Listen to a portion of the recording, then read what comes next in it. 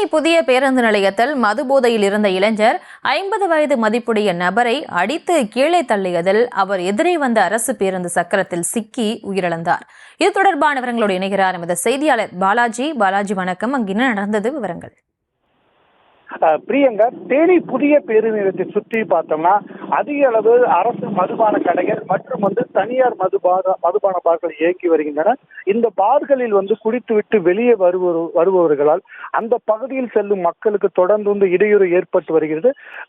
குடித்துவிட்டு வெளியே வருவர்கள் பெண்களை கேலி செய்வதும் அவர்களுக்குள் சண்டையிட்டுக் கொள்வதும் என தொடர்ந்து பல்வேறு சம்பவங்கள் அரங்கேறி வருகின்றன. இந்த சூழ்நிலையில் தான் இந்த சம்பவம் நடைபெற்றிருக்கு. அதாவது பெரியகுளம் பகுதியைச் சேர்ந்த கார்த்திக் ராஜா என்ற இளைஞர் பார்த்தோம்னா மதுபான பாரில் குடித்துவிட்டு வெளியே வந்தார். அதே சமயத்துல 50 வயது மதிக்கத்தக்க ஒரு முதியவர் அவரும் மதுக்கடையில் குடித்துவிட்டு வெளியே வந்தார். இருவரும் பார்த்தோம்னா தேனி புதிய பேருந்து நிலையத்தில் சந்தித்த போது இருவருக்கும் இடையே வாக்குவாதம் ஏற்பட்டது. வாக்குவாதம் ஒரு கட்டத்துல மோதலா மாறி இருவரும் மாறி மாறி சண்டையிட்டு அடித்துக் கொண்டனர். அந்த சமயத்துல பார்த்தோம்னா கார்த்திக் ராஜா அந்த முதியவரை பேருந்து நிலையத்திலிருந்து செல்லும் பேருந்து வந்து கொண்டிருக்கும் போது பேருந்தின் முன் தள்ளி விடுகிறார்.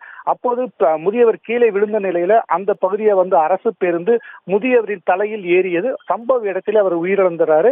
இதனால பதறி போன கார்த்திக் ராஜா அந்த இடத்தை விட்டு தப்பித்து ஓட முயன்ற நிலையில அங்கிருந்து பொதுமக்கள் அவரை விரட்டி பிடித்து அவரை கட்டி வைத்து காவல்துறையினருக்கு தகவல் தெரிவித்திருக்காங்க. பின்னர் சம்பவ இடத்திற்கு விரைந்து வந்த காவல்துறையினர் கார்த்திக் ராஜாவை கைது செய்து அவரிடம் விசாரணை நடத்திட்டு வர்றாங்க. பிரியங்கா, விவரங்களுக்கு நன்றி பாலாஜி.